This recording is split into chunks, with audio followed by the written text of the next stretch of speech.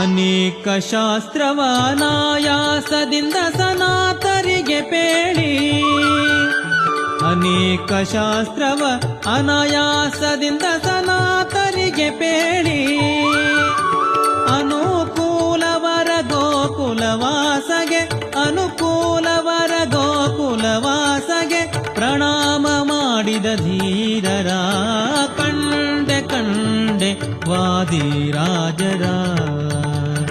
ಹಯವದನನ ಪದ ಪುಂಡರೀಕ ಪೂಜಿಸುವವರ.